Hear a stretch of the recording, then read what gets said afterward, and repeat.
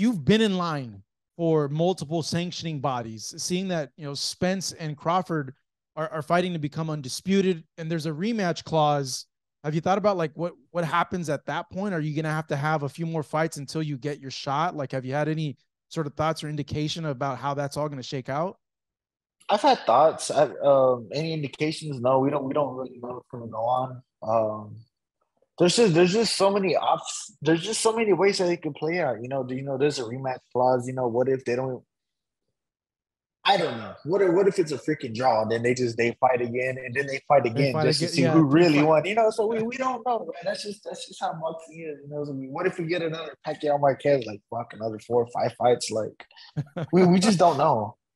We don't know, and we just have to play by ear. That's Mm. really all we can do. So you have been giving thoughts then. Oh yeah, for Does, sure. does does it get to a point then that like you just move up to 154? I would say we get there when we get there. Of course, I will move up to 154 at some point. I guess it's just a matter of when. Um, like I said, this is just all options that we don't know yet. We Mm. just don't know. Yeah, the other thing I was thinking too, it's like, well, does he have to get to a point then that he knocks out one of these other guys that are trying to vie for contention, like a Jaron Ennis or something like that? So kind of like, all right, you guys stop because I want my place, and like, hey, he was supposed to be the other guy that wanted the shot, and I dispatched him, so like now like it doesn't matter who it is, it's me that has to get the shot. And you would think it would work like that in a perfect world, but some people get title shots and they're not even like in the top five or even in the top 10 sometimes. So it's just like that's supposed to happen, but a lot of times it doesn't happen. So you can't, even when it's playing by the rules, it's not played like that. You would think it would go like that, but sometimes it doesn't. So we can't really rely on people following the rules or anything like that. So it's just like I said, we'll just have to play it by ear. That's just how we've always done it, and we'll just take every opportunity as it comes. We'll make the most out of it. I've asked you this before in the past about what do you think about the Spence and Crawford fight, but I'm going to kind of do a different angle. Who is it better for you to win that fight between Spence and Crawford? If I'm being realistic, first of all, I don't care who wins. But if you're asking me from like, I don't know, I would have to say Spence just because we came out of the same gym. We're from the same area. Dude, we'd sell out the Cowboy Stadium. Easy. Mm, that'd be crazy, man. You ever think That's, you'd ever get to that point? You're pretty close to doing stuff I like mean, that. I hope so. I really do. I hope so. I'm very optimistic. Mm. Geez, imagine that. Or Spence versus Ortiz, AT&T Stadium, 50, 60, 70,000 people. That'd be nuts. That's crazy. 10 minutes from my house, dude. That'd be insane. It prompts me to ask, like, regardless of what happens, you said, you are eventually going to move to 154, but realistically, you're still able to make the weight pretty comfortably, right? Oh yeah, of course. Yeah. Yes. Okay. So I would imagine what, 1 more year, 2 more years, 3 more years at the weight. I would say 3 years is out of the question. Yeah. But 1 or 2 more years, I could definitely see that happening. Mm. I just want to touch a little bit on the last few fights you've had. I know you like to look back at your fights. Where do you feel that you're different as a fighter now compared to maybe 2 fights ago? That you've pinpointed a thing that you feel like, you know what, I really improved in this area up into this point. No, 2 fights ago, that was what Mean Machine.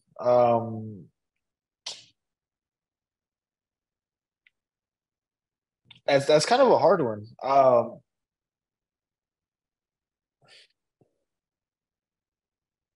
That's a real hard one because I felt I did really good that fight. I mean, besides like the second round or whatever, but I thought that was a pretty good performance by me. What did I do wrong in that fight? There was a lot of punches where I shot from the outside and I got caught. Um, That's a real hard one. That's kind of hard to put it into words. Like I feel it, Mm-hmm. but I don't to say it to the audience how they would understand it. It's kind of hard. Like I would kind of say like I can kind of see I can kind of see where not necessarily the openings, but the way I can kind of see the way better. I get my punches in a little more clearly. Like I see better now. Like I got boxing LASIK or something. You know, like I can see where things are gonna land and like maybe not try too hard. And it's just making it a little more accessible. Everything's a little more accessible now, I would say. You flow better, you think better. Your timing's better. I wouldn't say that's Oh. timing.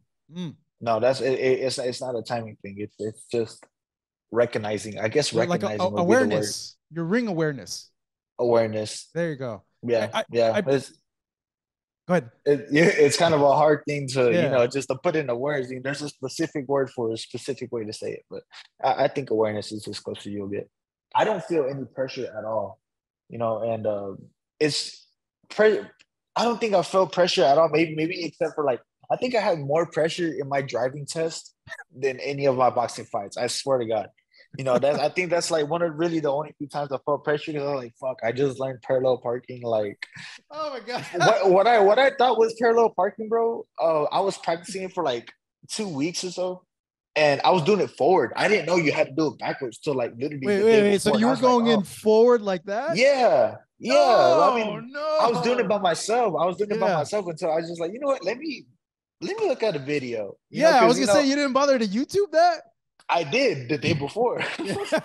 and I was just like, "Oh fuck!" Like I think I'm gonna fail this, but I Oh did it. man. I went to the practice thing where you practice it because they had the cones out there for anyone to practice it, and I mean I did it. It wasn't too hard.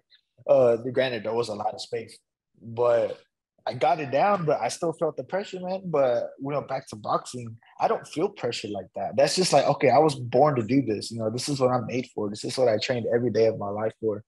So I don't feel any pressure because I know I'm gonna do what I gotta do. That's funny, man. The headline's gonna be Vergil Ortiz feels more pressure parallel parking than in boxing matches. Granted, parallel parking could be a stressful thing when there's not a lot of room. That's for Yeah. sure. Oh man. Hey Vergil, on just a funny ending note, man. I was looking through your Twitter, and I saw you retweet a thing about I believe Elon Musk. Are you siding with Elon Musk on this little Zuckerberg Musk's drama that's happening? Man, I don't know. From what I'm seeing, I think that Mark Zuckerberg might have the edge on him. I feel like he might actually have the reach on him. It looks like he's actually been training. I mean, we haven't seen anything from Elon Musk.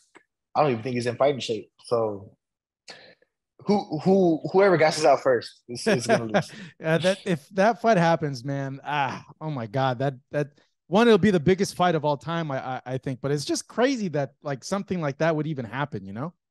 It's crazy, and it all started with the whole KSI Logan Paul thing. If we're being honest, I mean, it brought to mind.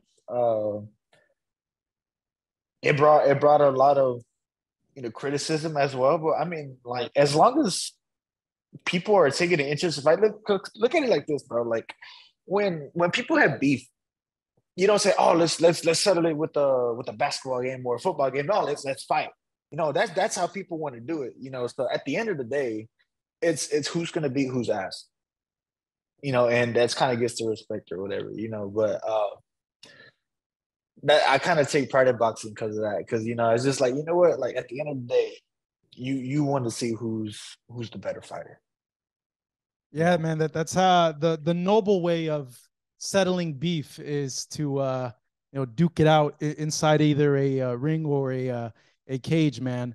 Exactly, and it's the bond that you get after that. If you've watched boxing, which I know you have, but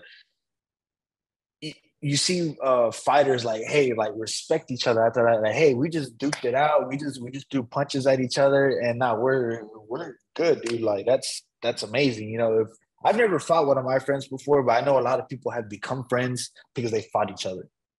it's a bonding experience if we're being honest, So it's just kind of a weird bonding experience though when you really think about it. Like, hey, how'd you guys bond? yeah. Like, oh yeah, we beat the crap out of each other. Like, Yeah. I mean that's just how it is, and it's crazy, that's how guys are.